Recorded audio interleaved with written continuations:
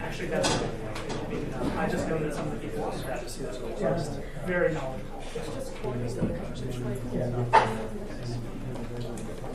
And they should definitely be involved.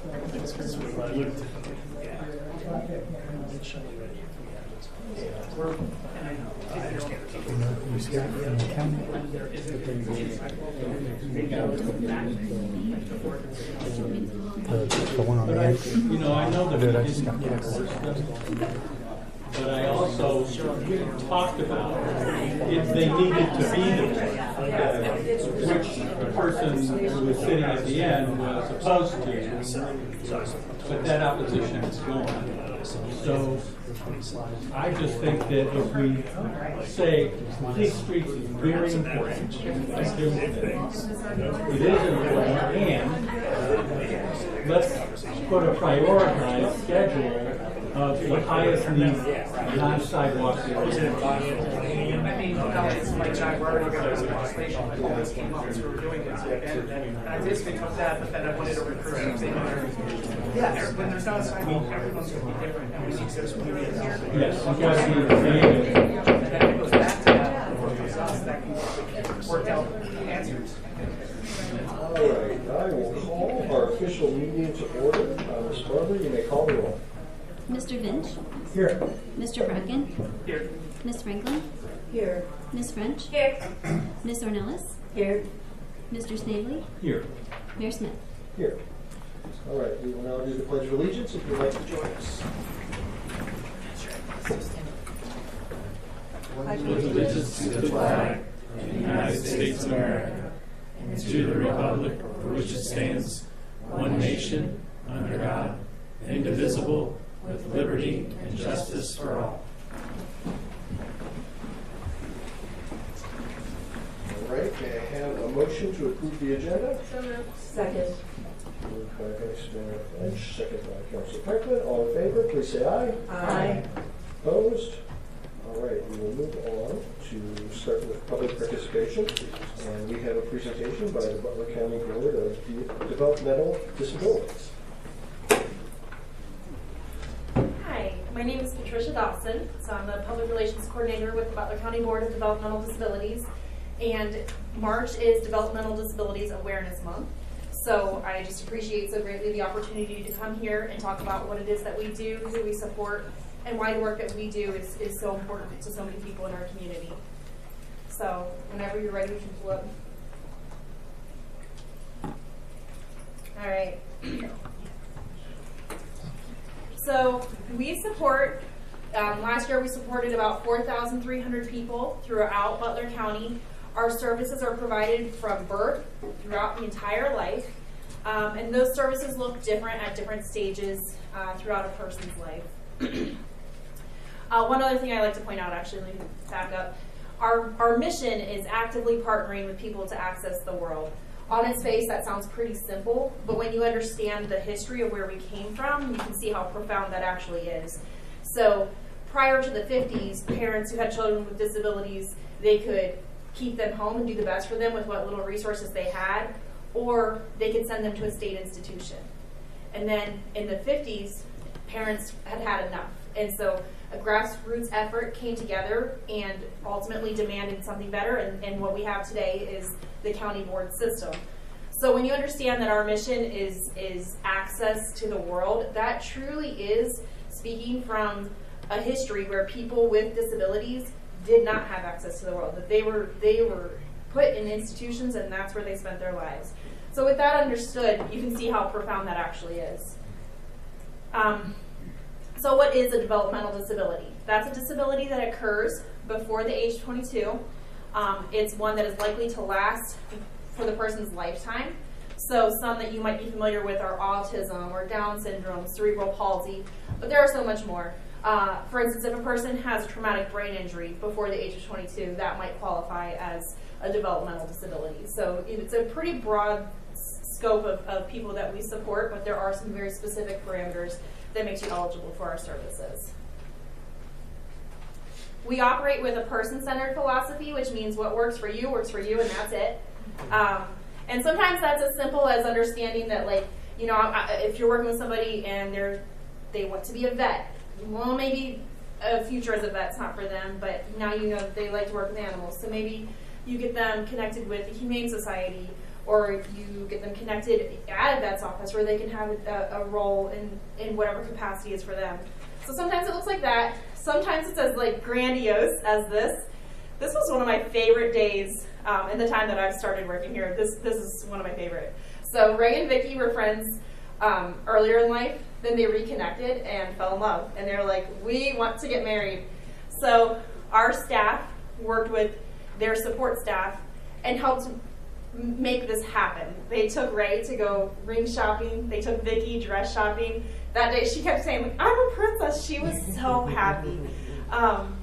They had a commitment ceremony and they professed their love to each other. So, you know, that was another instance of where we saw, okay, this is what these people want, and we have it within our capacity to help make that happen. So we operate on that person-centered philosophy.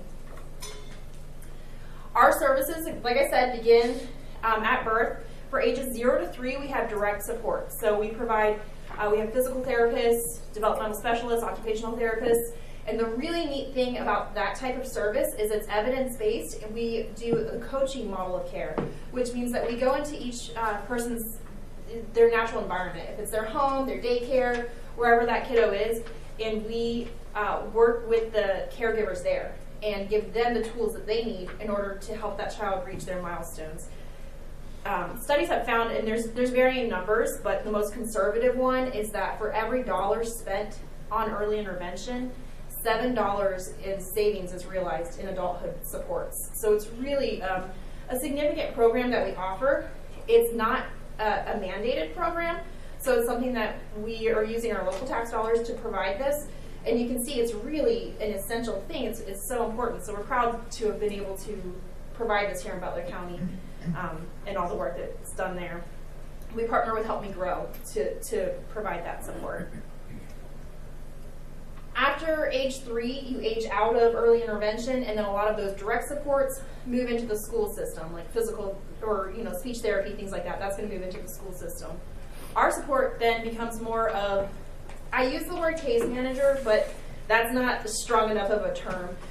Our service and support administrators, they are doing that case management, but it's on such a personal level. One of our SSAs recently had somebody that she was supporting. He was on the brink of homelessness. So she dropped everything that she was doing and worked with this guy to make sure he had the supports in place, he had the housing in place, he had everything that he needed so that he would not end up homeless. It's that kind of really direct, very concerned, person-centered support that our staff are providing. So again, earlier I talked about that our beginnings were, before county boards existed, people could live in a state institution. Those state institutions still exist, of course, and for some people that's the right setting. Now, though, you can waive your right to live in a state institution, and then that money will follow you, and then it will provide supports in the community. So these are some of those supports, and that's what an SSA would do. They would help you connect with those supports, make sure it's the right setting and that you're thriving in that space. So it includes things like transportation, employment supports, home delivered meals, caregivers to be able to be there with you. Those are the kinds of supports that you have waived your right to live in an institution, and now there's funding to help you achieve that life that you want to live here in the community. Those waivers are federally funded, 60%, and then the other 40% are funded by your local property tax dollars here in Butler County. So that's another, like you can see where your property taxes are directly creating this impact.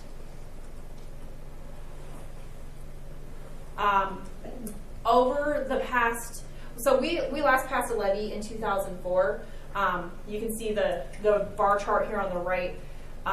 We had 250, in 2004, 250 people were enrolled in waiver supports. That number has skyrocketed. We now have over 1,200 people enrolled in those waiver supports because our levy hasn't, the last time we passed a levy was 2004, then we don't have inside millage, so our income has remained the same. we've had to be very creative about making that revenue last as far as possible. Our projected waiver expenses for 2026 will consume 97.5% of our levy revenues. I think this is important because you all are taxpayers, and I think it's important for you to see who you're supporting with these tax dollars and also like what that looks like. And I'll get back into that a little bit, but I still want to talk about what it is we do. Another thing that we offer is behavior supports. Sometimes a person just needs a little extra help with maybe it's transitions, like this picture here. It seems so simple. It's a calendar, and it's got visual aids to help him understand like what's going to happen next. What am I doing on this day? And if that doesn't go right, then like maybe what's coming after that? Like, oh, I was going to do grocery shopping. Now I'm not doing that. What's next? Sometimes that's really difficult for a person to wrap their mind around. And something so simple as this little calendar here can really create a massive impact in helping that person navigate those transitions. So we have a team that helps with that. Sometimes it's a little more involved, but that's like a nice simple example. And that team also has partnered with several of our local entities like Travel Butler County and Metro Parks to create this image on the right here that's called a social story. And it just helps a person prepare for, in this example, visiting jungle gyms. So it's a really neat program that Travel Butler County actually came to us and they were like, hey, we want to make Butler County more accessible. Can you help us with this? We were like, oh my gosh, yes. And then it's moved into Metro Parks, and we've done a lot of those kinds of partnerships. Ohio is an employment first state, meaning that if a person, it's our goal to get every person that's able to, that we support, into a job. That's important because it creates independence for them. They are giving back to their community, and we hear back from employers that a lot of times the people that we connect them with are their most loyal, dedicated employees. So there's just nothing but positives about that. But we're really proud of the work that we've done and the amount of people that we are able to support in getting jobs here in Butler County. So right now, we have over 450 people with developmental disabilities employed in over 200 locations throughout Butler County. These are some of our employment partners or the employers here in Butler County, but certainly not all of them. One that really has started to, we've got a lot of people working there, is 80 Acres. I don't know if you guys are familiar with them in Hamilton, but it's such a neat program, and a lot of our folks that we work with are working there and really enjoying it and thriving. Another thing we have, another initiative for Ohio, is we are a technology first state. So where we can, we implement technology as a support. That's great because it's a cost savings, but also because it really enhances independence. So that looks like remote supports. These two women here on the left, they've got their smartphone, and you can see that they're using like a Ring camera as a remote support, and they've got some other technologies in the home. So they previously would have lived in a home, and a person would have come and checked on them and made sure they were okay. Now, using technology, they can live completely independently, and if they have some kind of need, that can be met first with technology, and then there's a team available 24/7 to come in if that's needed. So again, it enhances their independence, and it's such a cost savings. Over here on the right, this is just a picture of what a model smart home might look like, but on the stove, you can see a sensor on the top there. That's just something that if the stove is on too long, it'll automatically turn off. Or there are sensors if a person is out of bed at night and it's for a prolonged period of time. Maybe they'll have somebody call to make sure they didn't fall. There's just things like that. So it's really neat.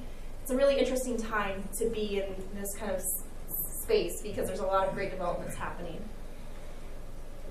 We also are the Adult Protective Services Agency for people with developmental disabilities in Butler County.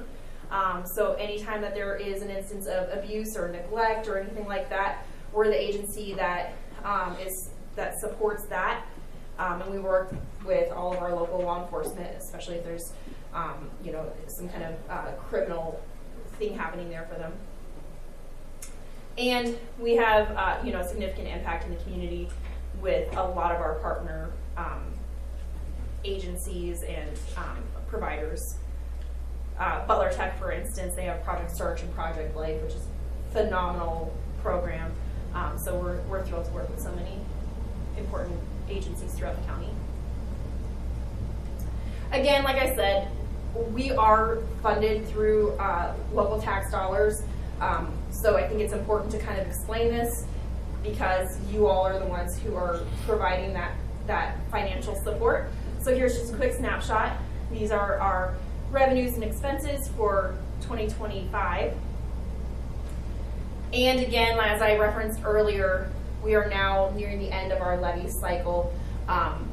We have been off the ballot since 2004, and our revenues have remained stagnant. Meanwhile, our levy-funded supports have increased in nearly 400%. So with that in mind, in September, our board actually declared fiscal emergency. Our projections are showing that our expenses are going to exceed our revenues, by 2027.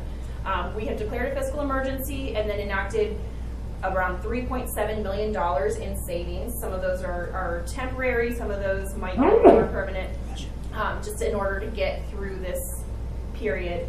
And we are going to have a levy on the ballot this May. It'll be a 2 mills levy, which would cost $70 per $100,000 valuation, or $583 a month. Again, I bring that up because that is the reality of what's here, but I'm here because it's March, is Developmental Disabilities Awareness Month, and I wanted to come and talk about who we are, what we do, and bring up some of the partnerships that we do in our community, because at the end of the day, that's what this is about, is making sure people understand what it is we do, and also reaching out and an invitation that if you all have ways that you think you could partner with us in order to create better access to the world for people in Oxford, that's something we're very interested in doing. So thank you so much for your time. All right, thank you for coming. I'll be able to ask questions. Yeah, you have time for a couple questions? Absolutely. Just one I had quick. The amount of people you serve is so much larger over that time. Is that because of increased diagnosis, increased awareness of services, population increases, all that? That's a great question, and I don't have a great answer for you. I will say that the types of supports that we have provided have shifted through the years. We used to have a school, we used to have day habilitation programs, and per the state, a lot of those types of supports are now supposed to be privatized, and that's something that we were proactive about making happen. But as to why there's been such an increase in waiver-funded supports, we also, another piece I can definitely say is that we have had an influx just of residents in Butler County. So I don't think that that's like, one-to-one, the growth in Butler County versus the waiver growth, but that certainly has contributed to it a bit. But I appreciate that question. I'm going to go back and try and dissect that a little more. Thank you, and thank you for what you do. I just wanted to comment and thank you for what you do. A member of our family is severely autistic, and when he was young, it wasn't clear that he would ever even acknowledge another person, and he just hit.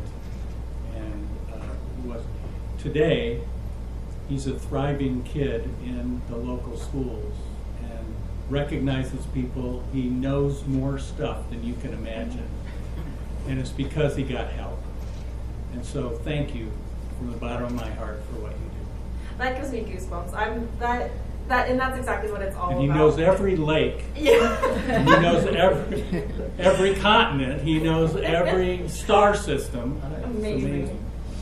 I also should have mentioned that Miami University is home to our Best Buddies program, and I believe I'm accurate in saying it is the largest chapter in Ohio and one of the largest in the nation, and it's incredible. We just had the Best Buddies ball over at Hanover Reserve, and I just had goosebumps the whole night. The amount of the students and their interaction and how beautiful that is, and then the people that we support that are Best Buddies, I love it. So I appreciate Oxford and Miami University and everybody here so much.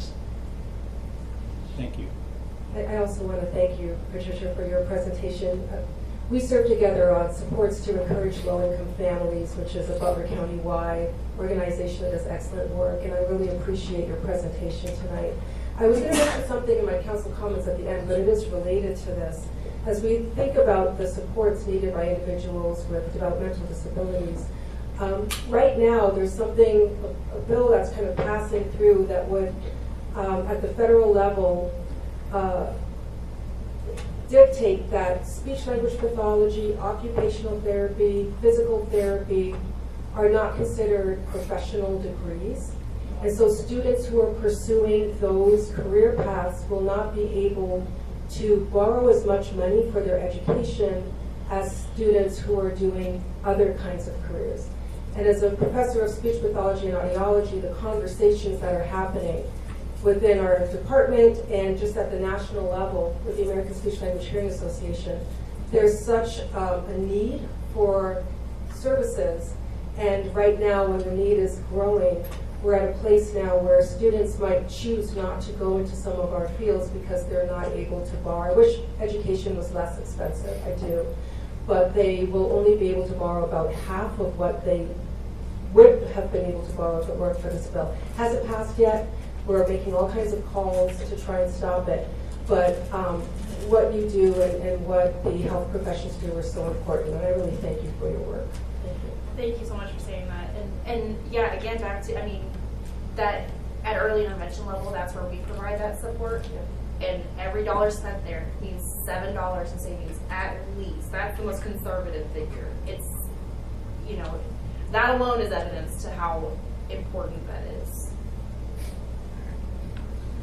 Thank you so much for coming here. Thank you very much. All right, now we will move on to public comments. Anyone wishing to address council about items not on the agenda or on the consent agenda, please come forward at this time and state your name and address for the record, and we will give you 5 minutes.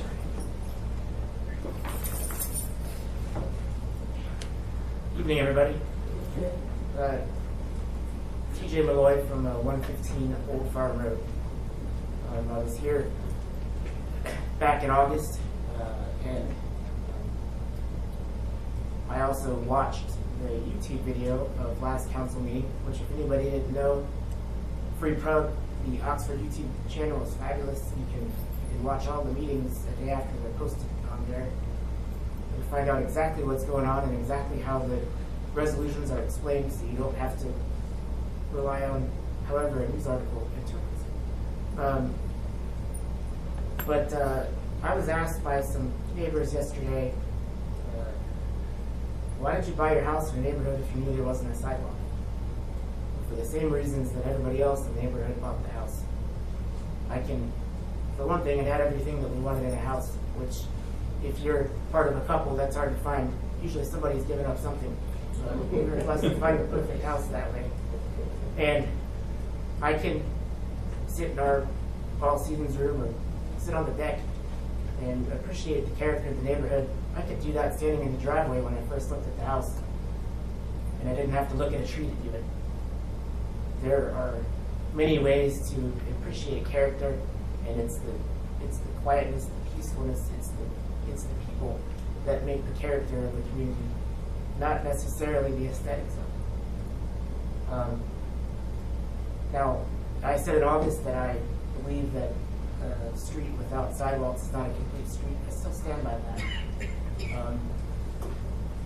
The sidewalk is the ultimate way to assure safe pedestrian travel because it creates a clear barrier between the pedestrian and the road.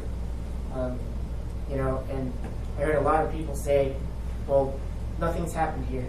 Wasn't it a blessing that nothing's happened here?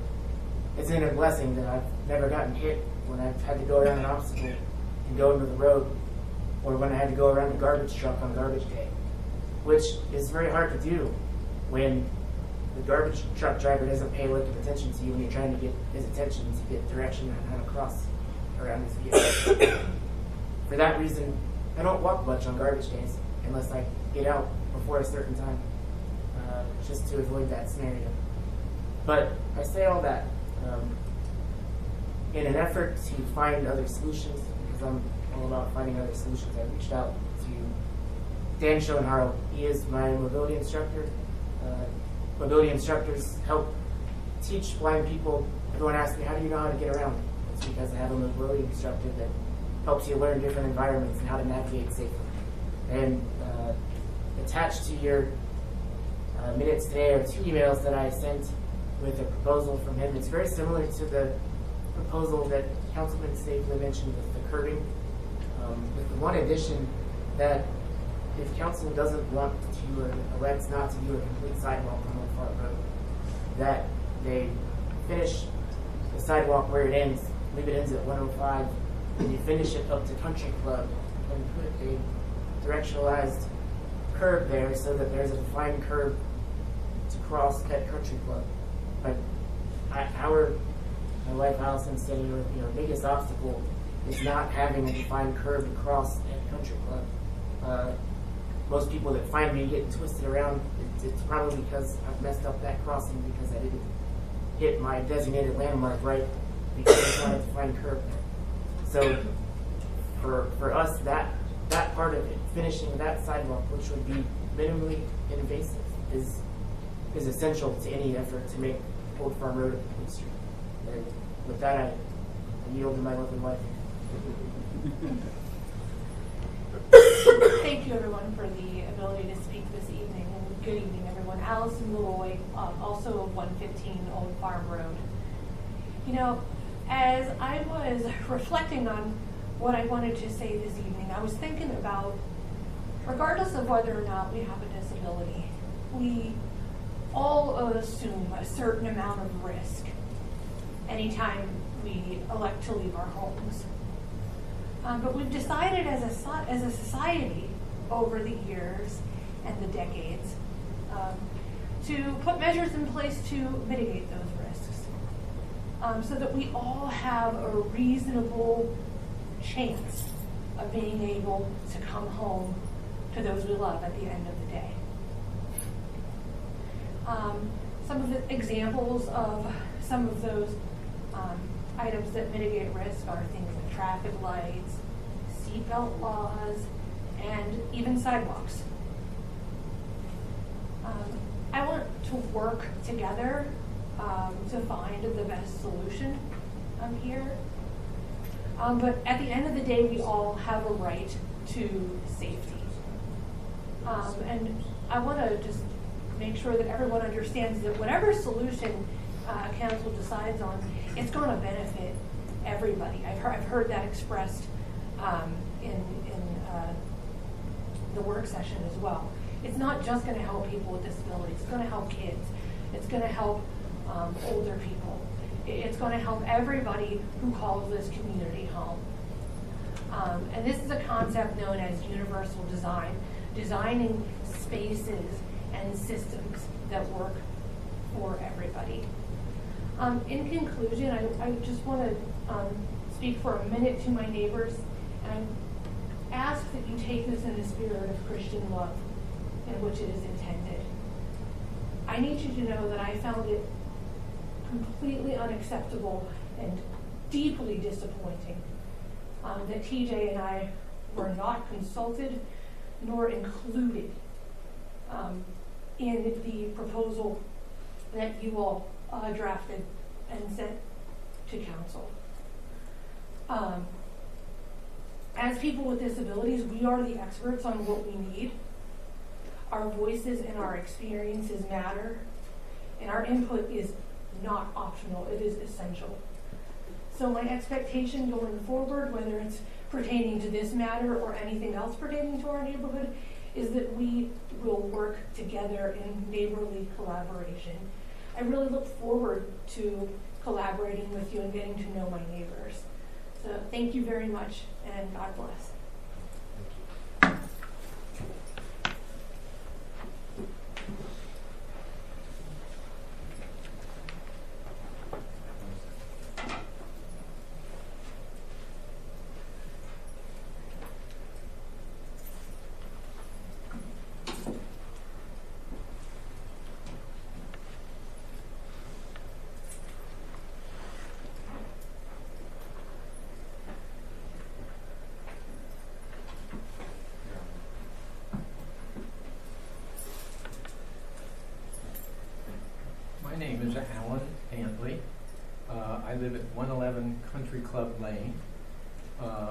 not one of the residences that would be directly affected by adding a sidewalk. But I'm here to say just a word or two as a proxy for Marcus Job, who happens to be in Oklahoma and couldn't be here tonight to speak for himself because his 90-year-old plus mother just went to the hospital. I agreed to summarize some of the comments that he may have included in an email to some of the council members. I'm not sure. I don't want to speak against the idea that either he or I or anyone wants to make life difficult for somebody who has some kind of disability. I don't know whether Marcus Job would want me to say this tonight, but Marcus Job spends about 6 months out of every year in the Ukraine helping the people that are being bombed, who have no food, who are freezing to death. He has a commitment to helping people who are not as well off as he is. Also, my wife has been a nurse, and one of her most recent jobs was to work at Drake Hospital, in which she was in charge of 22 cases of brain-injured patients. No comment that I make tonight should be construed as saying either Marcus or anyone else doesn't care about disabled individuals. Having said that, Marcus wanted me to pay particular attention to the idea that a few people, 9 residences, would bear the burden for a sidewalk or some of the improvements that would be required to help under the circumstances. For some people, that sidewalk would run $4,500. To take the trees down would be another $12,000. And that's a burden shared by one individual. Multiply that times some of the other individuals involved. That's a heck of a lot of money for a few people to help out one other individual. Is Marcus opposed to visually signs for that there's a visually impaired person in this neighborhood? Certainly not. The idea of no parking along Old Farm Road, that's more of a problem because that's a long stretch. It's every day of the year probably, and it's going to create congestion not only for people who want to have company on Old Farm Road, but probably Country Club Drive as well. I've seen speed bumps, and I've seen damage to cars as a result of a speed bump. Not necessarily speed, but if somebody's in an older car and they have a weak component, they go over a speed bump at the wrong angle, it can do damage.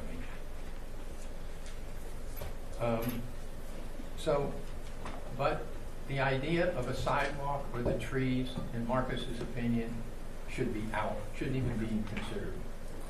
These other things, if they can be worked around as solutions, and if the burden, the financial burden, could be spread, if we're all concerned about disabilities and the problems that they create for people in our communities or neighborhood, then we should all share in that expense, not just the people who live along that short stretch of Old Farm Road. Marcus would also be, and has suggested to people that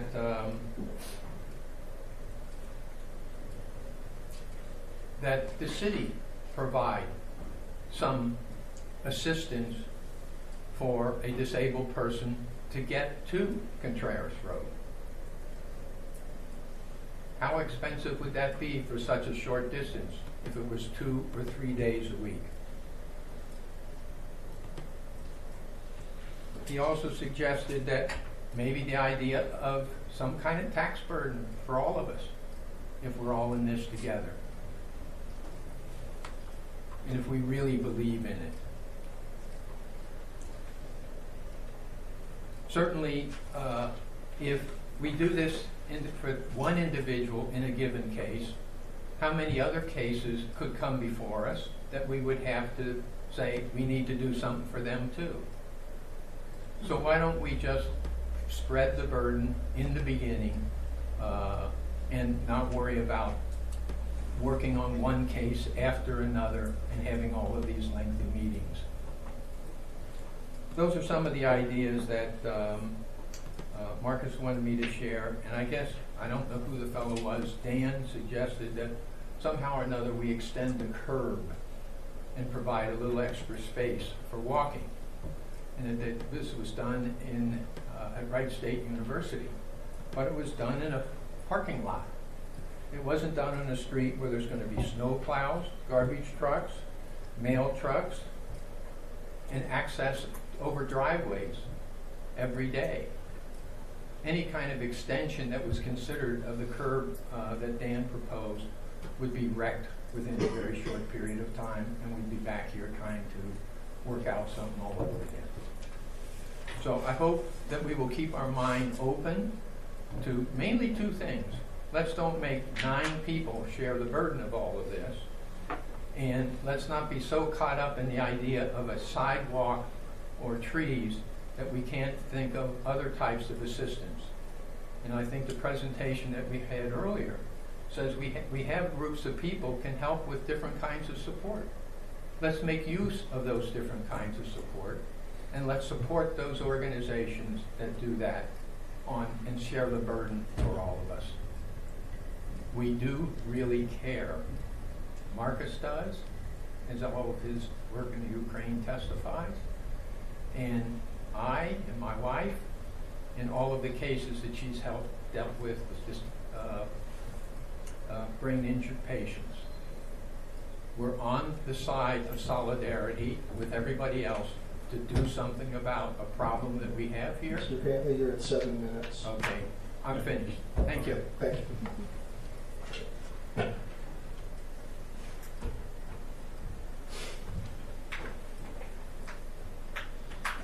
All right, is there anyone else who would like to address any issues not on the agenda tonight? All right.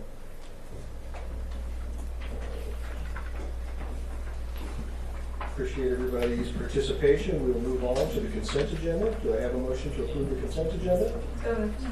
Second. Moved by Vice Mayor French, seconded by Council Franklin. Are there any items to be removed? Seeing none, all in favor of approving the consent agenda, please say aye. Aye. Opposed? Carried. Consent agenda is approved. We will move on to resolutions. Ms. Butler, you may read the first one whenever you're ready. A resolution authorizing the allocation of $16,000 for 2026 sustainability action items, including technical assistance and battery recycling program. Motion to adopt. So moved. Second. All right. Mr. French, second by Mr. Sabin. I'll turn it over to Jessica. Good evening, Mr. Mayor and Council. This is a follow-up from our staff and council retreat where we discussed some of our sustainability initiatives. Some of those action items from our retreat included 2 sustainability projects that are currently not budgeted.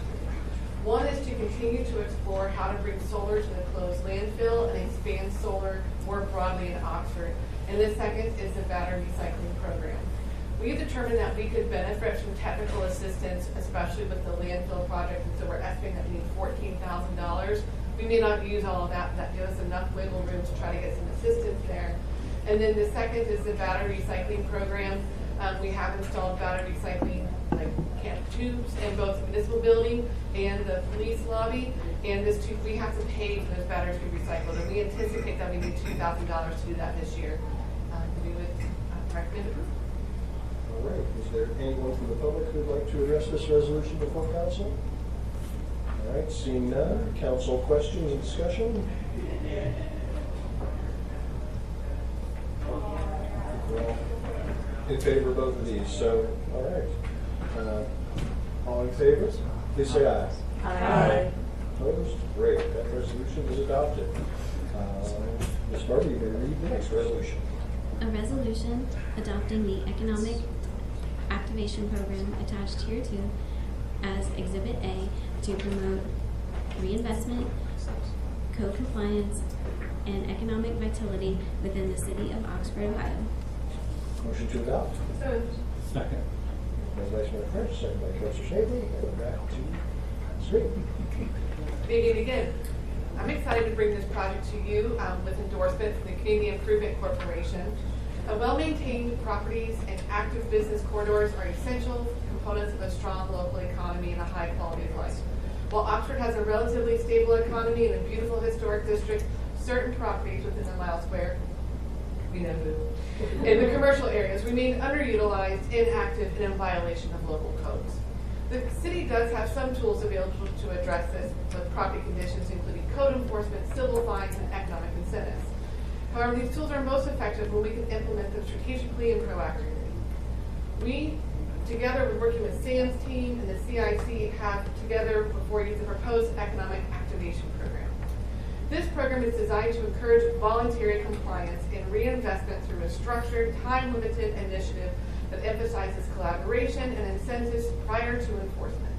The program, we believe, is kind of a carrot before the stick, and we hope that we can kind of reach out to these properties, invite them to redevelop, invite them to engage in the process, and we're going to work with Sam's team to identify those to reach out to. We're going to inform them, so like, hey, we've got some problems, let's work together to do it. Then we're hoping to incentivize through, we have facade improvement grants, we have some low interest loans, and then we're going to give people 16 months to kind of activate their space. If at the end of that 16 months, they're still just really not moving, then I would say that we really take a strong hand with enforcement and say, let's go there then too. And so this does not require any extra money from the city. It's already in the budget and the economic development fund that we have. And we believe that we can use the funds that are already there to do this project, but we kind of wanted your blessing to proceed with this approach over the next several months. Happy to answer your questions. Is there anyone from the public who would like to address this resolution before council? All right, seeing none, council questions, discussion? I just wanted to say that the CIC discussed this, and two of us were there. And they were very much in favor of a positive approach to help people figure out how to get things going rather than just depend on fines. And I think this is a really good proposal. Agreed, and I would add too, if you're wondering like, wow, why have we done anything like this before? This is kind of our latest creative idea. By ours, I mean Seth's, because Seth's great.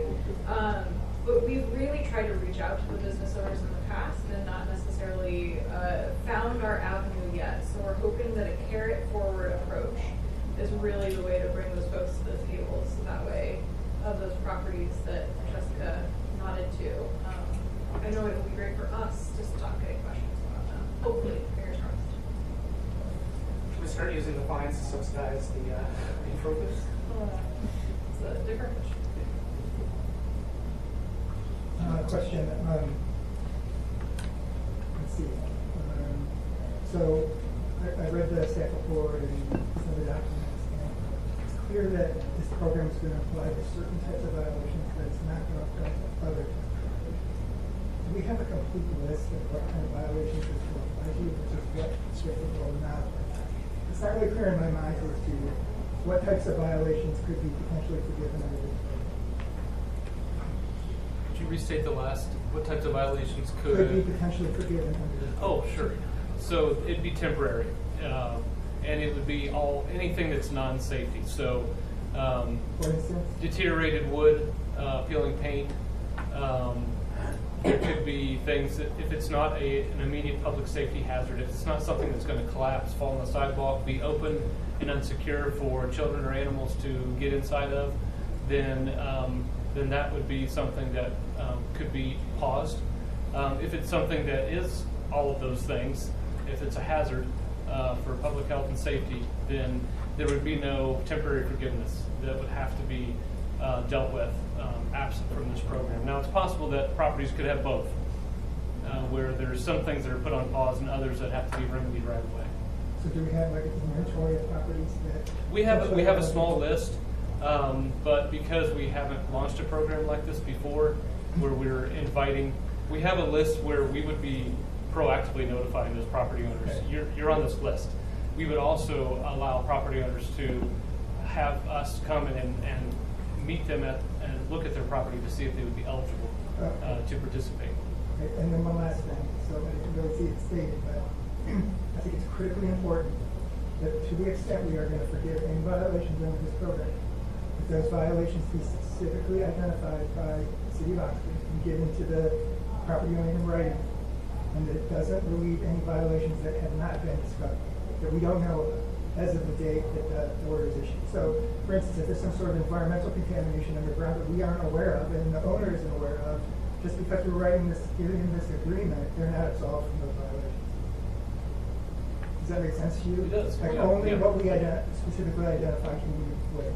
Yeah, our standard practice with code enforcement violations is to detail them very specifically. So that's something that we already do, but I really appreciate the extra context for making sure that that's very clear. Yeah. Thank you. I really appreciated the presentation of this, in particular the scenarios that were very helpful. I had a question, Sam, just for my own edification. The situation that happened with the Interfaith Center like over a year ago, would they have qualified for something like this where there were violation because of peeling paint? And it was an historic building? Yes. Not, Yes. They would have, That's okay. that's a great example. Okay, great. Yeah, scenario number 2 made me think Yep. of that, and I appreciate the stackable nature of the supports and fee waivers that can really help incentivize responding to these infractions. So thank you. It's well done.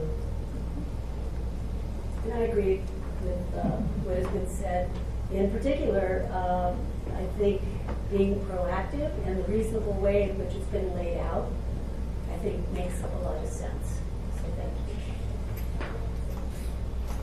All right, I'm going to chime in and say I love this too, so I can't wait for it to take off. So with that, all in favor, please say aye. Aye. Opposed? All right, that is adopted. We'll go to the next resolution.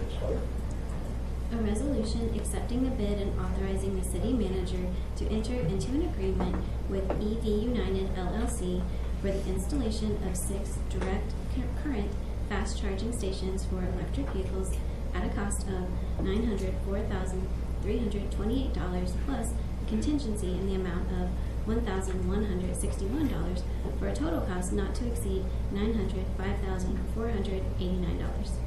Move adoption. Second. Move adoption by Mr. So- Mayor, second by Vice Mayor French. Now we'll go to Mr. Dreisbach. Thank you, Your Honor, members of council. We were notified in October of 2024, you might be aware of the phrase "good things take time," that we were awarded $905,000 and change for 6 direct current fast EV charger units. We intend to put 4 of these units at the surface lot at the town parks at Main and Church, and 2 of the units at the municipal building parking lot off of South College Avenue. ODOT will be administering the funds, and the city is the local partnering agency for the project. We were notified in January of this year that we could finally proceed with bidding the project. So it took some time to get coordination between Federal Highway Administration, OKI, Regional Council of Governments, Ohio Department of Transportation, and the City of Oxford Finance Director. But once we got those coordinated, we can proceed. We advertised specifications for the project, including a 5-year service plan for the charging units, and also video surveillance of the units with a 3-year plan. We've had a few issues at the parking garage with some with vandalism, some with unintended drive-away while the cable was still attached to the vehicle. So hopefully the video surveillance will help us identify wrongdoers, evildoers, and get our money back.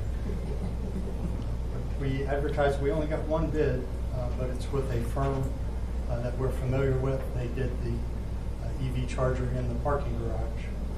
They gave great service, and we would like to proceed with their contract. Again, there's no local match for this project. ODOT's providing the local match through toll revenue credits. So the one negative with the project is the project does not include some expense with Duke Energy to provide very large transformers for both facilities. So later in the evening, we'll have first reading on a supplemental budget, and there's $115,000 identified in there that will pay for both transformers. That's worst case scenario. We're working with Duke. Hopefully we can agree to a 60-40 split on the costs.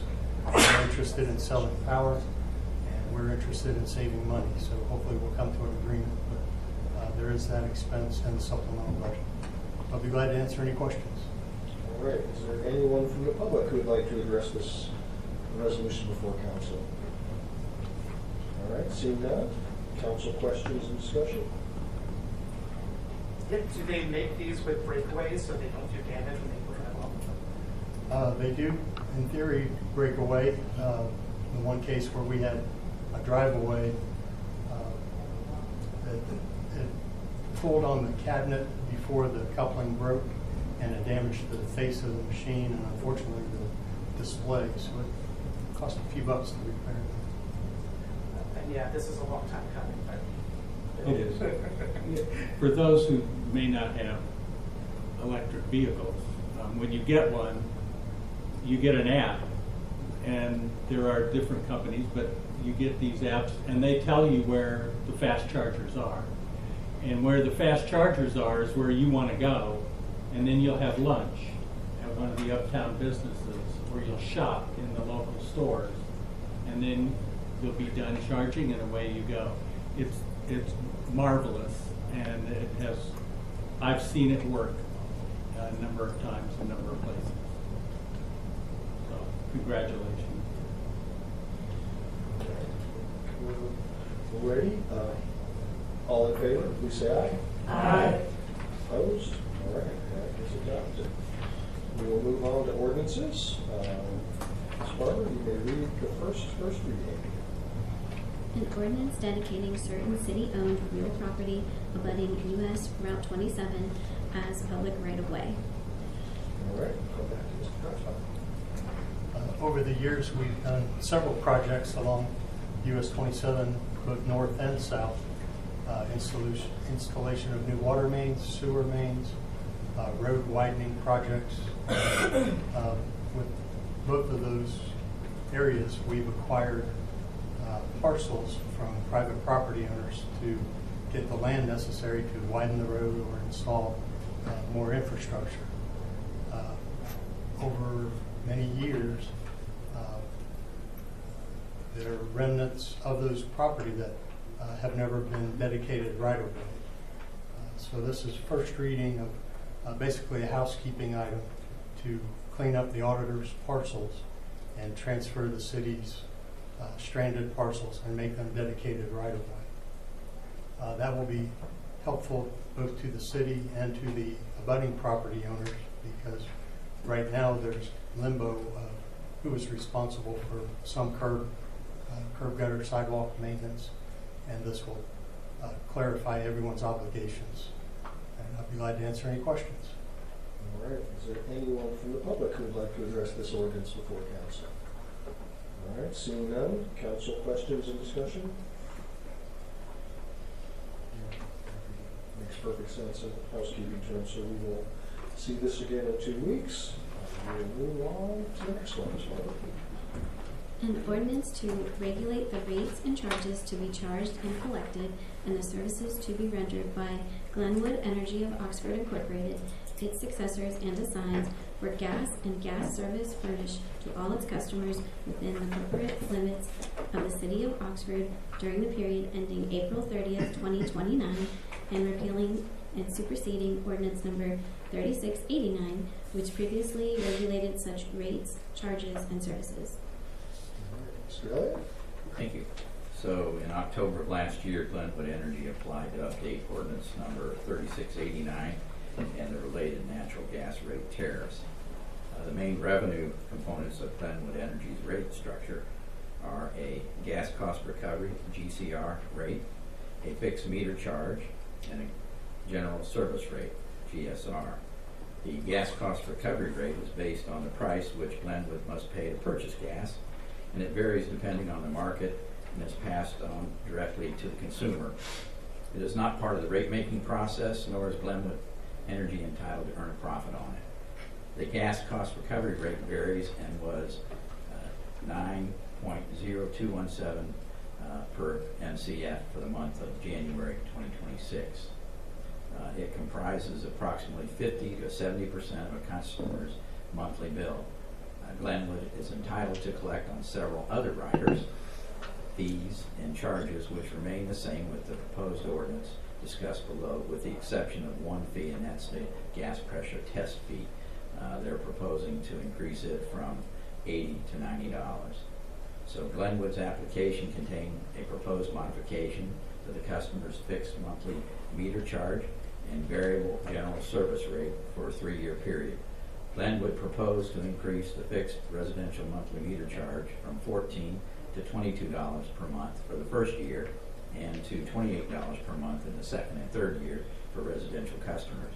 For commercial customers, the monthly meter charge would increase from $20 per month to $28 per month for the first year and to $32 per month for the second and third years. The general service rate would be decreased from $3.46 per MCF to $2.92 per MCF. So we reviewed the application, supporting document, and requested further information from Glenwood Energy. The rates proposed in the application were generally reasonable and in accordance with established Public Utility Commission of Ohio rate-making principles. We reached a tentative agreement with Glenwood Energy on the proposed rate adjustments. The proposed ordinance would increase the monthly meter charge for all 3 years from $14 to $22 for residential customers, and for commercial customers, the meter charge would increase from $20 to $28 per meter for all 3 years. The GSR would remain at the current level for both residential and commercial customers. And I did want to point out that Duke Energy's current residential monthly meter charge is $43.29. So I'm recommending approval of this ordinance, and so if it's adopted by council at the next meeting, the new rates would take effect in May of 2026. Now, I also wanted to note that according to the 2019-2023 American Community Survey, there are 5,875 occupied housing units in Oxford, and of these, 3,122, or 53%, use natural gas for home heating fuel. A homeowner using 80 MCF, 80,000 cubic feet of natural gas per year will experience an annual increase of $96 or $8 per month. And I'll be glad to answer any questions you have. All right. Is there anyone from the public who would like to address this ordinance before council? All right, seeing none. Council questions? Mr. Finch? So on the second page of the staff report, it says, in the second paragraph, the last line says, the GSR would be decreased from 346 per million cubic feet to 292 per million cubic feet. And then in 2 paragraphs down, you say that it won't change. Well, that was their proposal, but their proposal also included a steep increase for the second and third years in the meter charge. So basically what you're looking at is that they were pushing for a big increase in their meter charge, and it would be offset somewhat by the lower gas service rate. Okay. And for someone that uses very little gas, it's more costly. And so I gave the example of 8,000 MCF, or 80 MCF, which is 80,000 cubic foot. And you know, you can look at your own bill, and I think the bill shows you how much you use in a 12-month period. And of course, this being a cold winter, we're spending a lot more. But that is correct. They were proposing to decrease that but it will be offset by a rather steep increase in the meter charge for the second and third years for both residential and commercial. Well, I appreciate you pushing back on them on this. I think that's a pretty good compromise. So. Yeah, and I need to say, I skipped over that, but you know, we set the rates, but if we can't reach an agreement, Glenwood Energy can apply to PUCO, and we've always been able to reach an agreement without them having to go to PUCO. All right, we'll see this again in 2 weeks.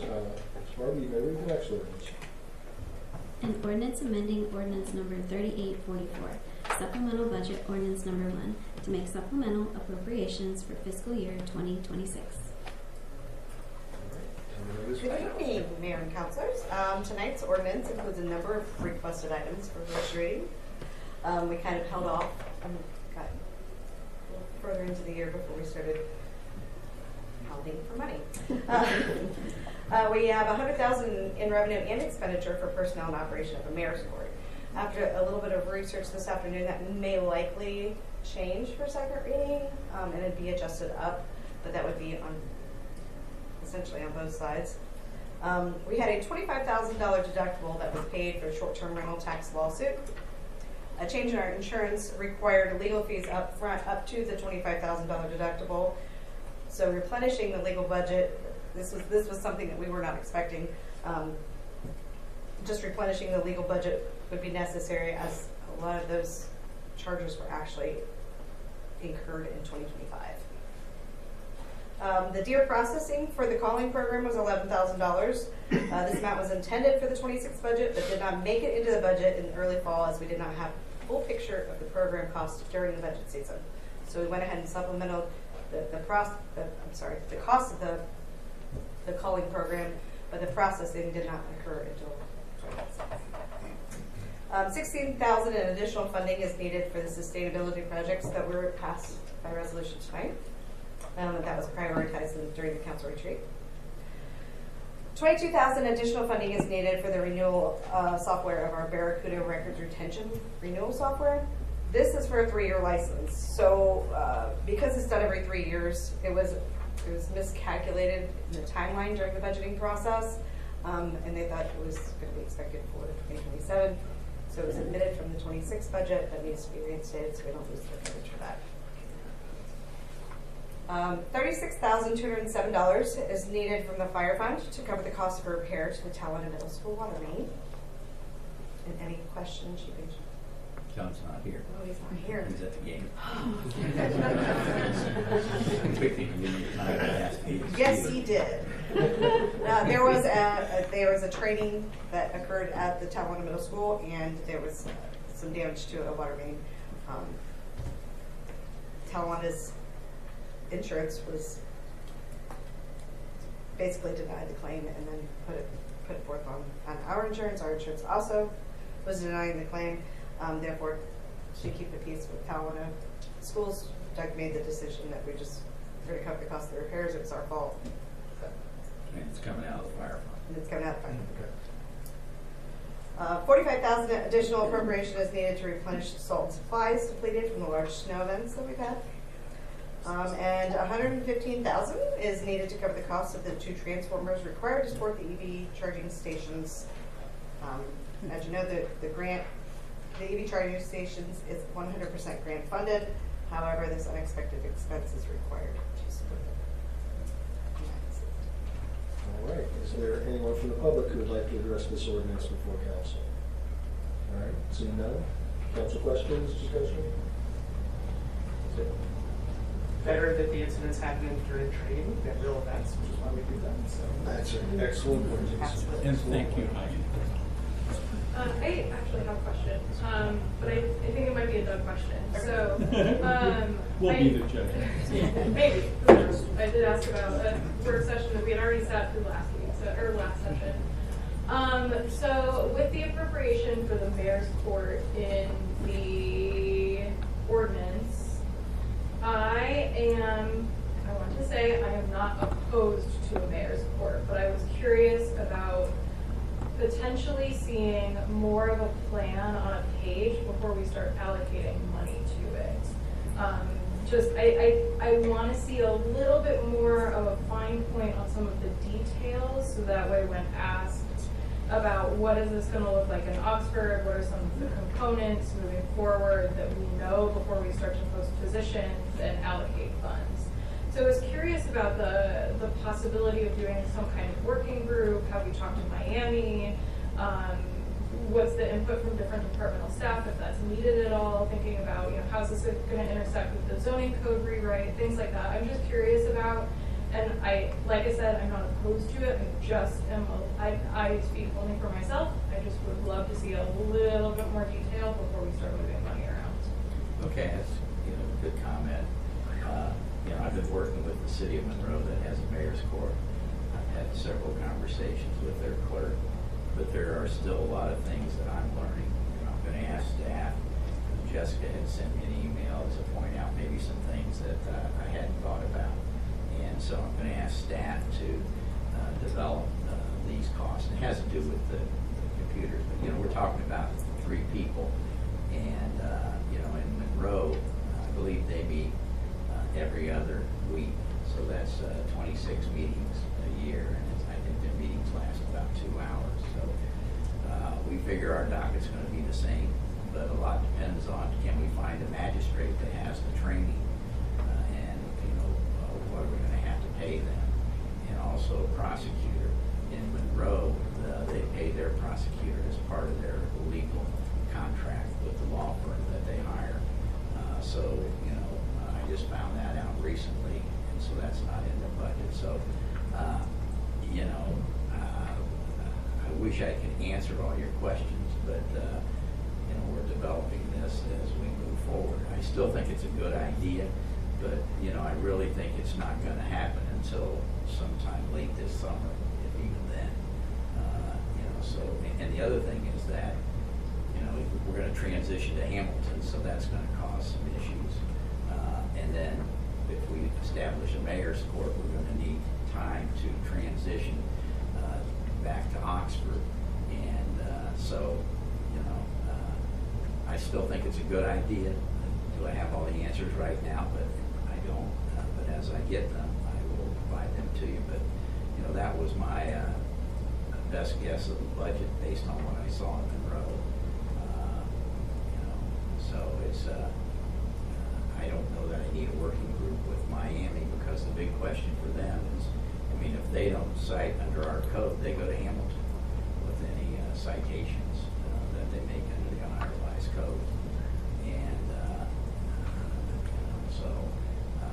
but I think the best thing is maybe to talk to other mayor's courts. Yeah, I think that's what I mean. It doesn't necessarily have to be an Oxford-Miami working group. I think whatever the working group that would best answer some of those questions. I think I'm just not understanding the amount of open-ended questions that remain and learning that has yet to be done with the push to allocate funds now. Okay. So I just have a similar follow-up question. So is that $100,000 at this point just considered PC money, like to get the thing going? Yeah. And then it's going to be fully fleshed out as we learn more and a full budget can be developed. But for right now, we need $100,000 to get this thing off the ground and get moving in the right direction. Yes, I'm sorry. Yeah, my first focus is to develop a job description for the court clerk, and I got several examples, and we're using those to put one together. We'll determine what the salary range ought to be, and then we'll be advertising it. That's the first position I'd like to get on board, but that's going to take a couple months, if not 3 months. Once we get that person on board, I would hope that we purchase the software, get the system up and running. We're going to be using this court facility here because that's what the Area 1 court uses, and I don't expect expenses beyond some office furniture in the room next door where the clerk would be. So, if you have more questions, you can send them to me, and I'll try to answer them. But are there going to be renovations done to this? I'm not anticipating them. Because I really think we need to have a wall of some sort, whether it's this kind of a spindle thing or not, but it needs to go all the way to where the steps go. It stops before that, and I spoke with an attorney who is active in our local Area 1 court. He broke his leg falling like I did the other day, only I caught myself and he didn't, and he broke his leg and is still not, he's still walking with a cane. Yeah. We got to fix that. Yeah, well, keep in mind, we're talking about one clerk, and so, staff and I will have to determine, do we want to keep that person here the other days that the court's not here, or do we want to locate them in the building where we're at now? So those are some of the things I want to discuss. Okay. But, I'm not spending. I just want safety, that's all. Yeah, and we might not even use that room because, they have their break room there. Right. And, so, a lot of questions to be answered, and I don't have them all for you right now. Just echoing Alex's point, I just think back to the working group we had for the police social service liaison position and how much information we gleaned from speaking to other communities that already had something like that in place. And so even if it's not a formal working group, but the information that you receive just speaking to Monroe, if you could just keep us apprised of what you're learning as we go. I understand that this probably won't start until after the summer, but having a few more details, even if we're learning about them as we're discovering them, would be really helpful. Sure. Thank you. Okay, we will see that again in 2 weeks, so we will move on to second readings. Ms. Barbara, you can read the first and second reading. An ordinance accepting the annexation petition from Miami University for 157.217 acres of land in the township of Oxford, Butler County, Ohio, and accepting said territory to be annexed. Motion to adopt. So moved. Second. Moved by Vice Mayor French, second by Mr. Shanley. And I'll go to Mr. Allen.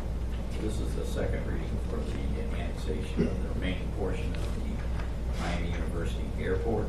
And so council adopts this ordinance tonight, 30 days from tonight. It will be effective and it'll be part of the city. And unless you have any other questions, I'd be glad to answer any questions you have, I should say. All right, we'll see if there's anybody from the public who would like to address this ordinance before council.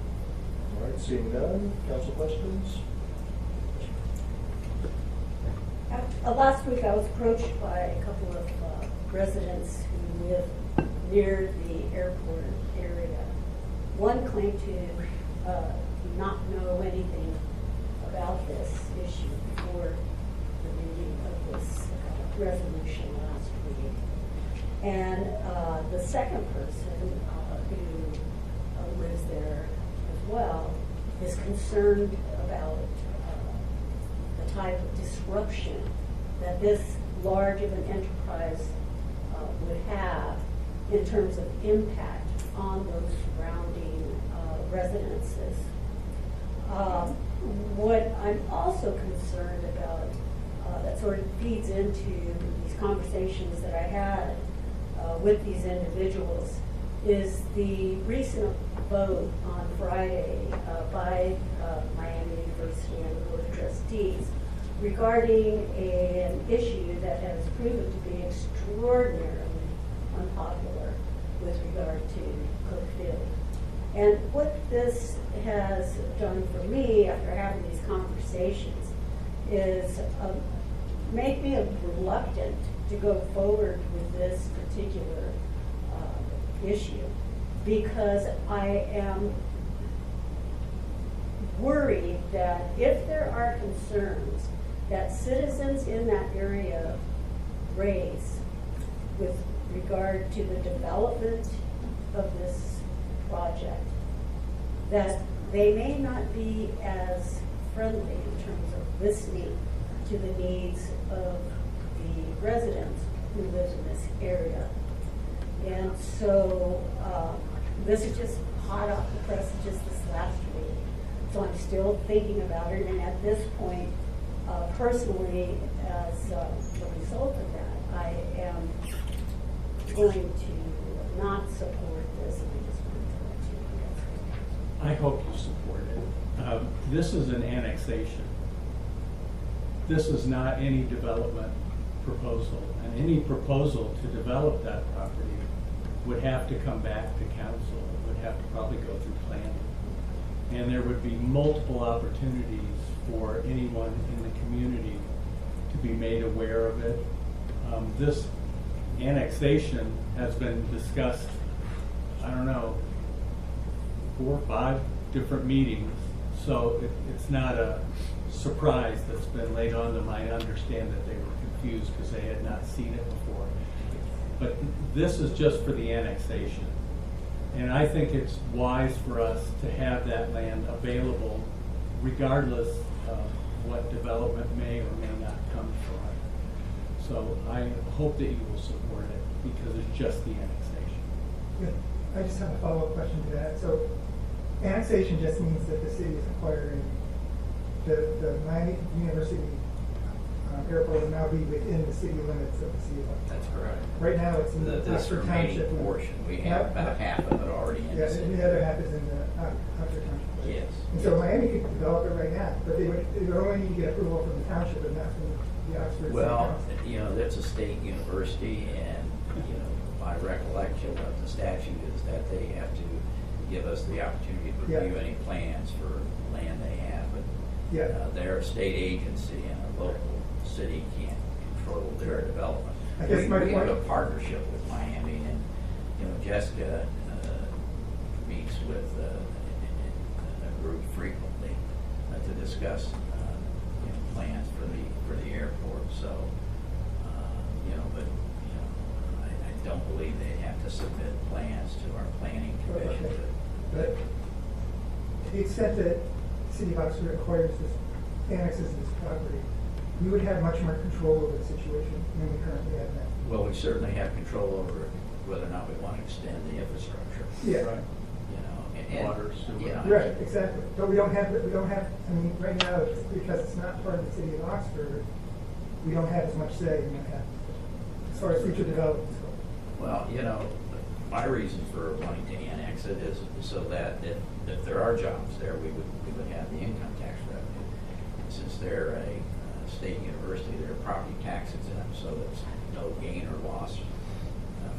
No gain for the city, no loss for the township as far as property taxes go. But income tax, I mean, if there are employees working in that portion, we're not getting that income tax revenue. And if there's future employees there, we wouldn't get it if this portion's not annexed. So I think it's good for the city. You know, as far as folks not knowing about it, we notified the abutters, but we didn't go beyond that. You know, we've discussed it here at council, and you know, hopefully people follow us and know what's going on here at council. Yeah, I think your whole point, though, if somebody was worried about development there, it's at worst the same, basically, if not harder to develop something if it's under city control. Yeah, right. Yeah. And also, it cuts an airport in half. Like, does that make any sense? This is part of economic development too. I mean, we're just talking about the annexation, but the idea of like advanced air mobility and the opportunities there and jobs that may be created is a benefit as well. It could end up just being warehousing, which right now, no company will come to Oxford. No other employer will come here because we don't have a 4-lane highway. But if they could fly into that little airport and deal with it, maybe they could. There's a lot of possibilities, none of which have been fleshed out. Yeah. At some point, maybe we can look at, I think CIC got to see an airport development plan that CDG put together. It's, you know, it's ambitious. It's something that will probably take, if it comes to fruition, 20 years for it to really get there. And it's an intelligent plan and not, you know, it's not, people have visions of 100,000 square foot, you know, warehouses there with hundreds of drones flying out of them, and that's not the plan at all at this point. It's for very specific air mobility development for, you know, flying taxis and flying ambulances and things of that sort. At this point, but who knows where it could go in the next 20 years. Question is, should it be done in the township or the city? Right. Don't hit the nail on the head. Whatever jobs we get out of this will be high-paying jobs, likely engineers, Yep. development. So Be good to have the tax. be nice to us. What kind of jobs are we looking at in terms of numbers? For this I don't project, even do we know if have we- any I don't idea know of what that might be? There's no specific proposal yet been developed.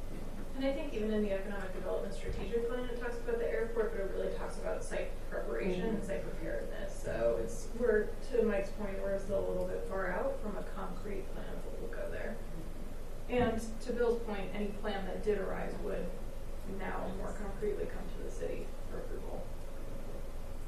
So your friends would have a say. They'd have some place to come and complain. And if it were in the township, they wouldn't. All right. I just wanted to make you all aware. Yeah, that this no, is- I'm glad These you are did. concerns about people who live there Yeah. and are worried about the potential disruption to their, otherwise what they think is a peaceful country life. Yeah. All right, Ms. Barber, will you call the roll? Mr. Bracken, Yes. Ms. Franklin, Yes. Ms. French, Yes. Ms. Ornelas,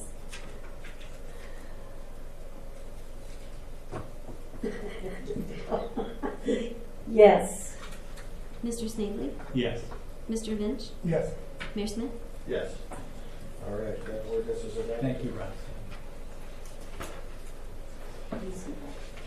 All right, you may read the next read, Ms. Barber. An ordinance approving a 6-month extension of the approved Clarence Place final subdivision plat and 1-year extension of the Clarence Place final plan development located on 3.464 acres at 601 through 607 West Chestnut Street, Oxford, Ohio. Move adoption. Second. Now, Mr. Snavely, Ms. French.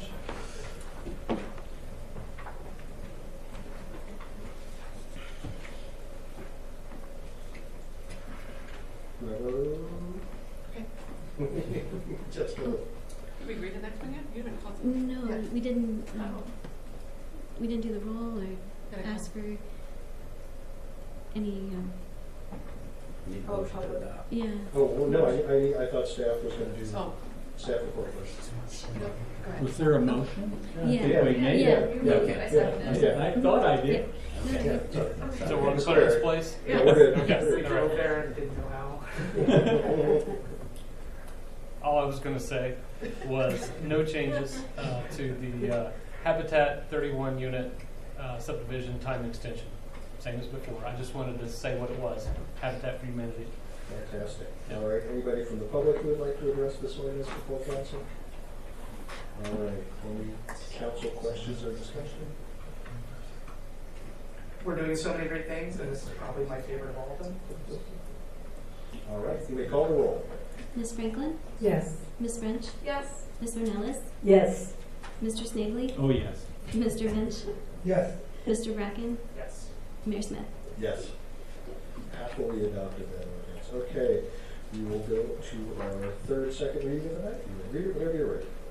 An ordinance repealing Oxford Codified Ordinance Chapter 137 entitled Housing Advisory Commission and adopting new Oxford Codified Ordinance Chapter 137 entitled Housing Advisory Commission.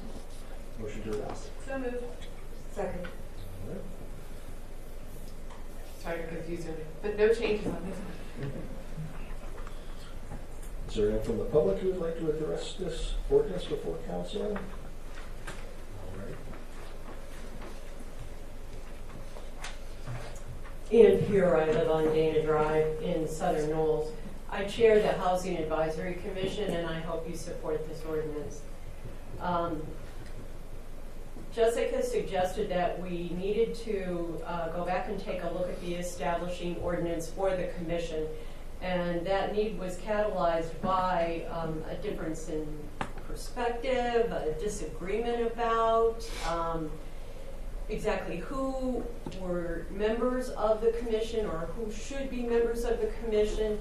And so going back to the criteria used to appoint members of the commission seemed to be a good idea.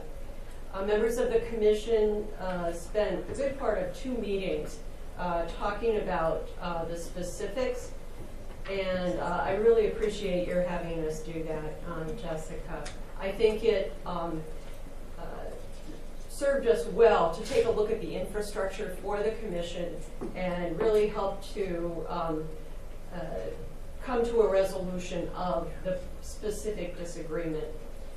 The commission, I think, did a great job of clarifying the criteria that we thought were important in appointments to this particular commission. Certainly expertise, the importance of residents, not necessarily in the city for everyone, but in the school district or greater Oxford area.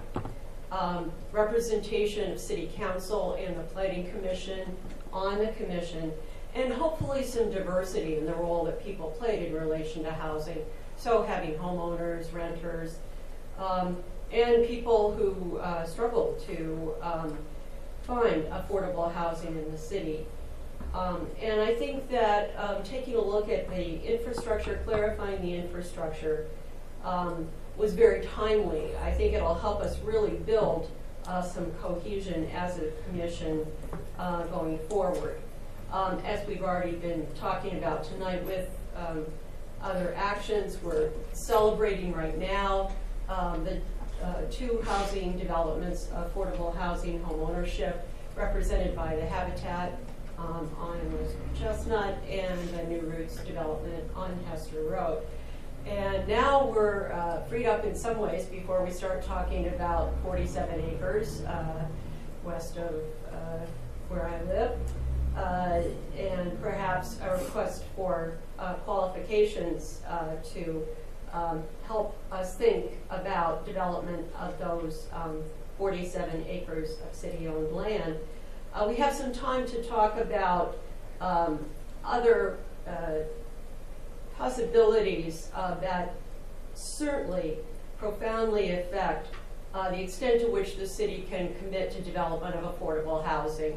And I've heard for the last 3-4 years that I've been observing council the importance of housing for all, and that includes an emphasis on affordable housing. So our agenda for Thursday, and Thursday is the regular monthly meeting of the Housing Advisory Commission.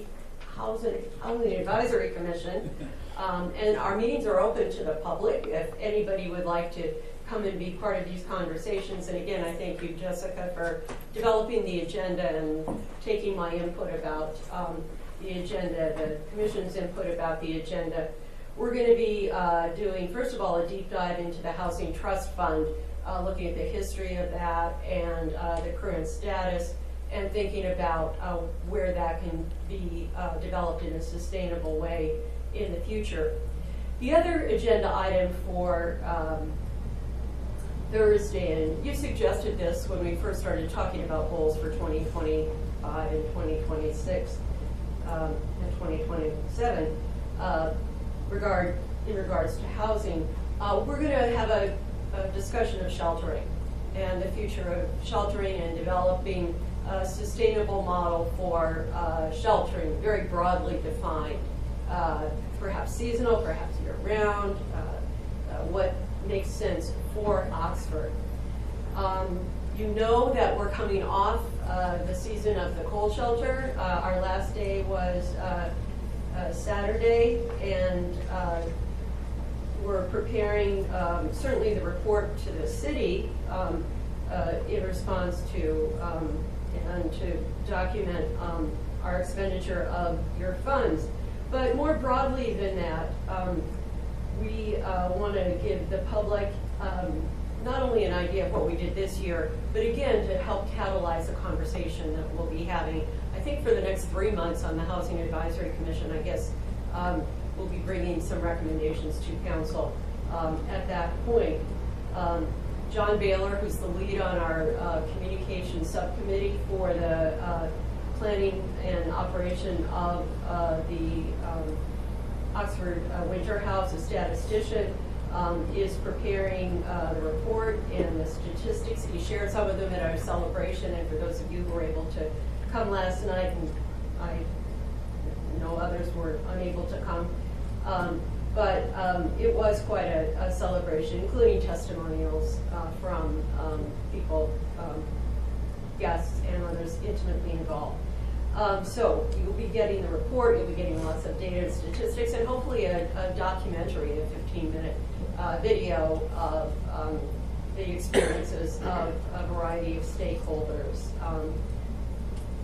Finally, Commissioner Carpenter was at our celebration last night, and she has struggled with other members of the commission to foreground the importance of responding to the needs of people who are unhoused in the community.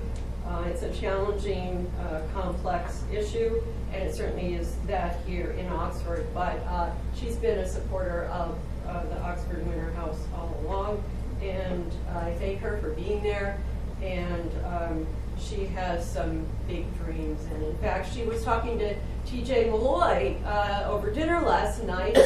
He's an attorney who's a member of the board of TOPS, and so I wish I had stayed at that table, but I didn't sit at that table. So thank you very much for your support.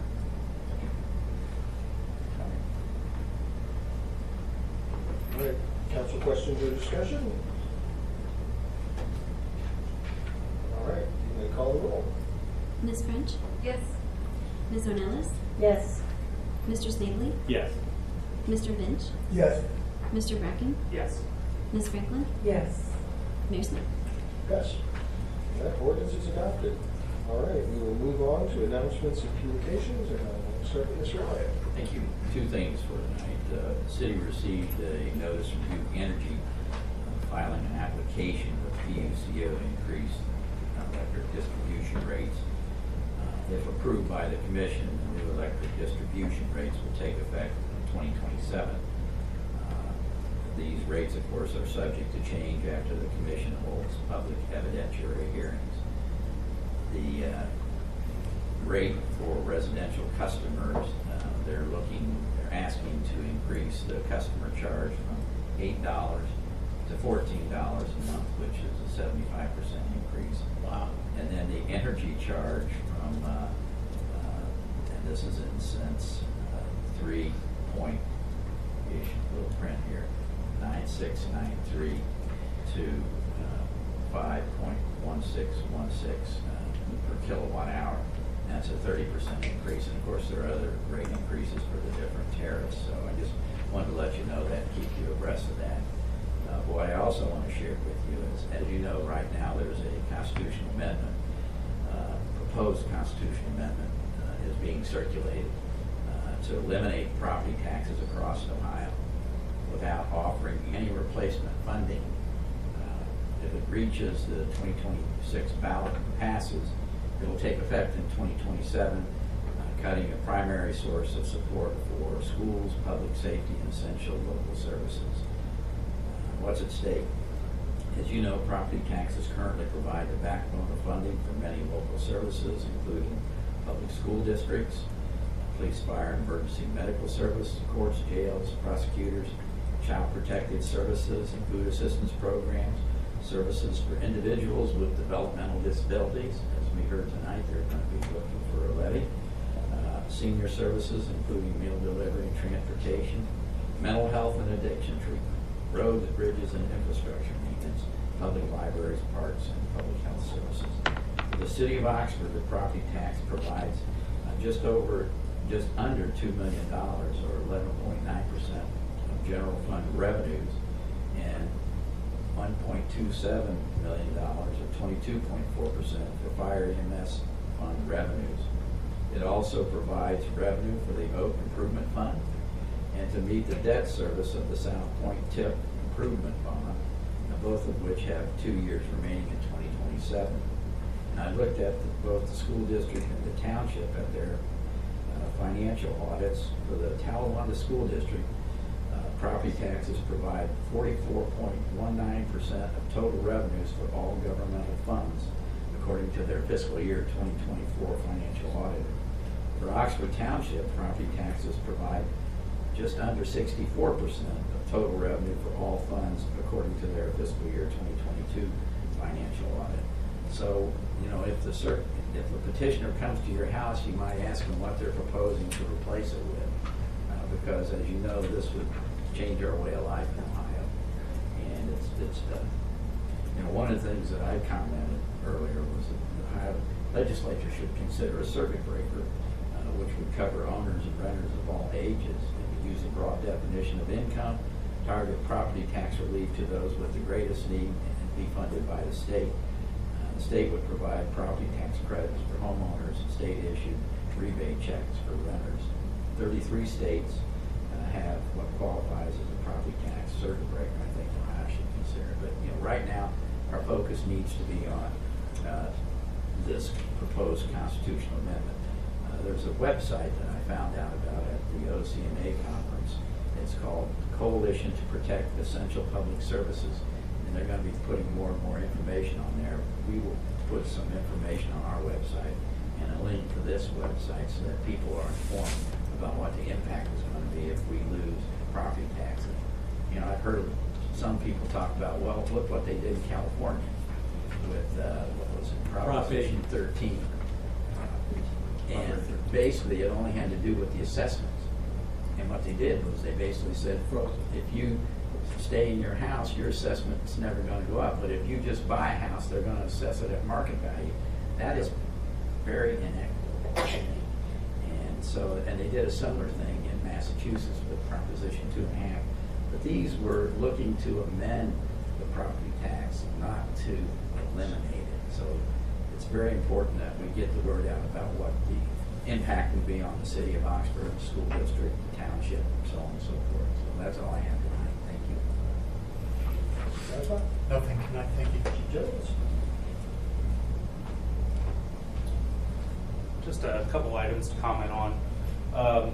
We recently had one of our police community relations and review commission meetings.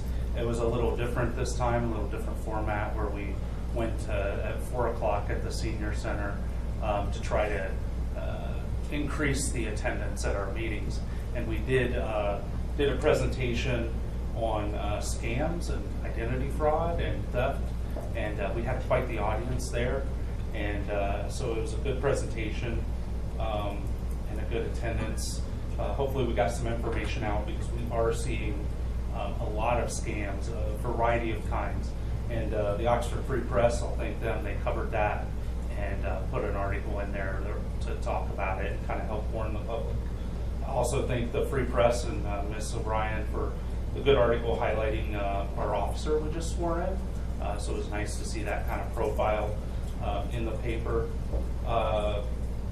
Also, you know, as Mr. Elliott talked about this proposal and cuts possibly down the road, hopefully that doesn't happen, because all we are doing is getting busier. And with the success of our sports teams, which we love, like, there are a lot of our officers working a traffic detail right now.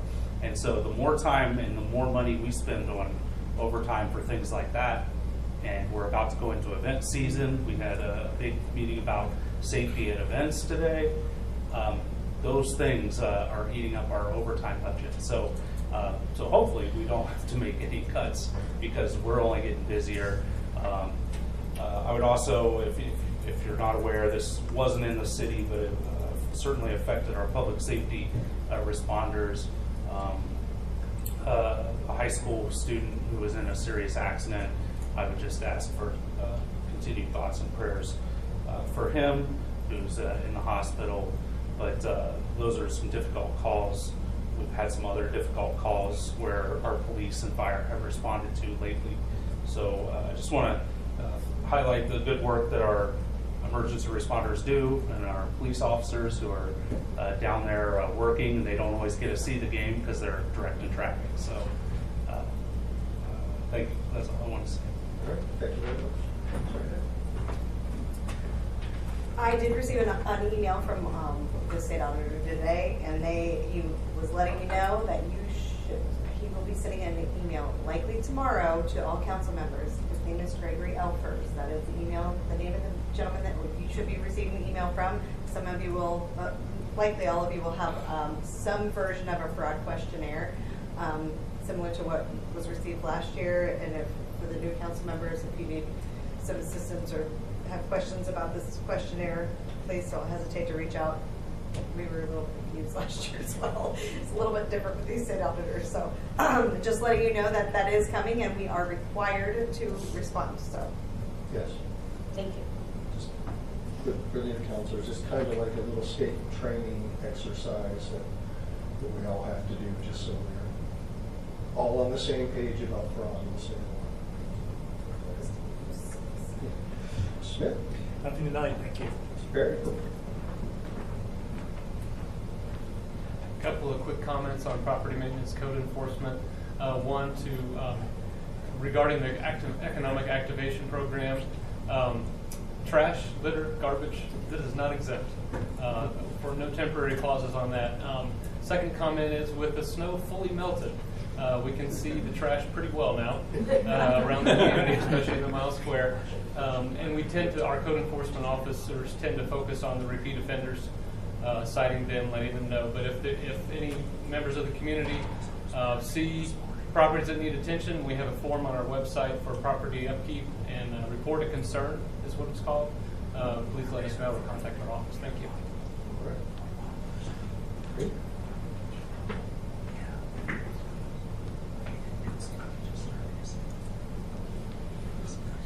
I do want to give credit where credit is due, and that is to Seth Baker for his idea of the economic activation program. So thank you to Seth and his hard work and creativity there. I also want to thank Ben Mazer. Ben has an announcement for you, Council, this evening, but I'm going to say thank you for your help for these past several years, and my trusted HR advisor for anything sticky, icky, or hard. I could call you for calm, careful guidance. And for all of those hours in labor negotiations, thank you again for your calm presence. I wasn't always calm, but you were, and so I'm grateful for that, and I wish you the best. And then finally, I have to do it. Go Red Hawks! Nothing, thank you. Mr. Mazer? Yeah.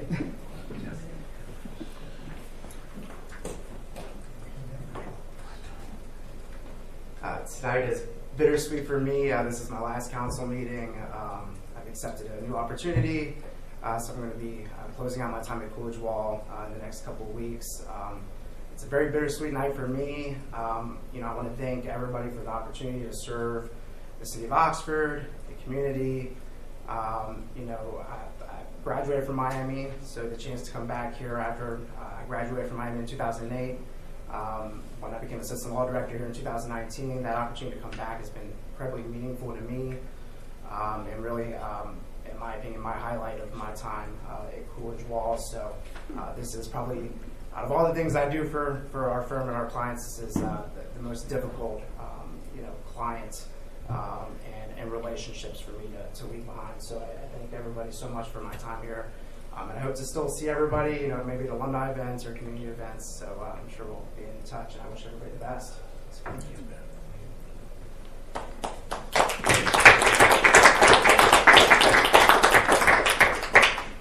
Mr. Stacy. Ben, you will be missed. I'm happy for you and sad for us. So congratulations. All I have to say is a 2-point win is still a win. And we're 30-0. That's all I want to say. Now I can put my hat on. Nothing for me. A couple things for me. I will say that the traffic getting out of my house on Chestnut Street, even at like 6:15, because I went over to Country Club and Old Town Road to drive around, it was tough. So thank you to OPD for all the work they're doing in the pouring rain. Also a huge bummer for the folks who have to stand outside and don't get to watch the game while they work. So thank you for all of that work that they've done to support the Red Hawks. I think in light, I was going to say something about this anyways, but I think, Doug and others have said, and JJ, you all set this up really nicely. We heard so much tonight about what federal, state, and local dollars do. And I would just like to personally thank Ronald Reagan for saying the phrase, "I'm from the government and I'm here to help," has been the most terrifying words in the English language. We are from the government and we just want to help you. Please let us help you. Don't decimate our ability to do that, because so much of the fabric of our lives and our communities that functions on tax dollars is invisible. And it won't be invisible when it goes away. So just, I can't say it any more vehemently. Do not get rid of property tax. It does so much for us and our lives and the betterment of our community. And then lastly, I think we've got some students in the audience. Thanks for staying the whole time. That's great. This was a doozy, and you really saw the public at work. It is immensely hard to, I had an incredibly busy last couple days. I was in Cleveland, and then I was in Savannah, and I'm back here all since Saturday morning. And the whole time I was thinking about what do I think about this, and what do I think about that, and reading the emails, and how do we decide? And yes, it's like we are the public-facing component, but it's not just us that sits and weighs all of that out. It is every single member of our staff thinks about how can we do the most public good with every decision we make, with every decision we put in front of council. And it sits and it just can really eat at you, especially if it's a big decision. So thank you to staff. Your relentless counsel to us is just invaluable. So thank you all, and go Red Hawks. Yes, Ben, also thank you for all your service. Thanks, Ben. Couple of things. Friday, March 13th, from 6:30 to 7:30, the municipal building will be open.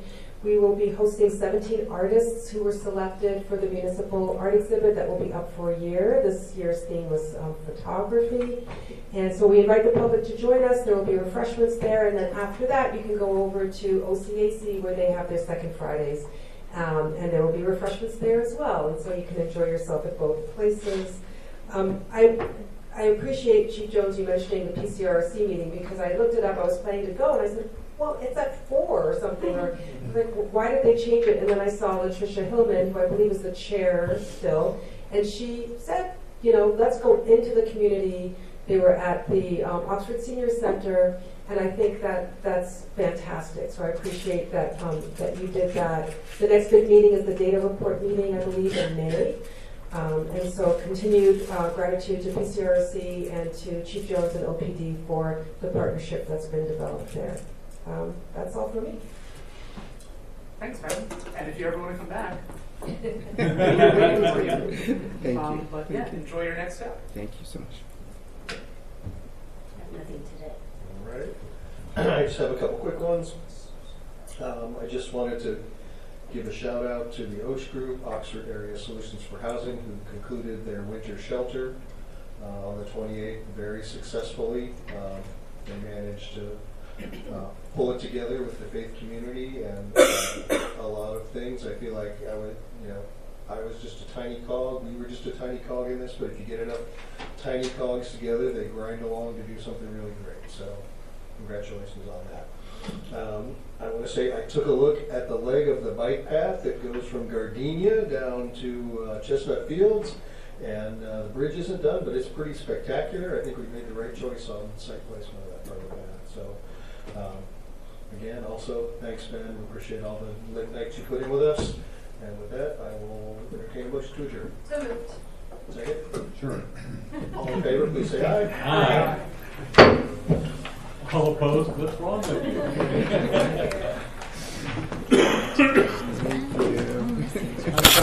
I'll miss our talks about the Bengals I know, me too. cathartic, but also, fun when we're songwriting, success.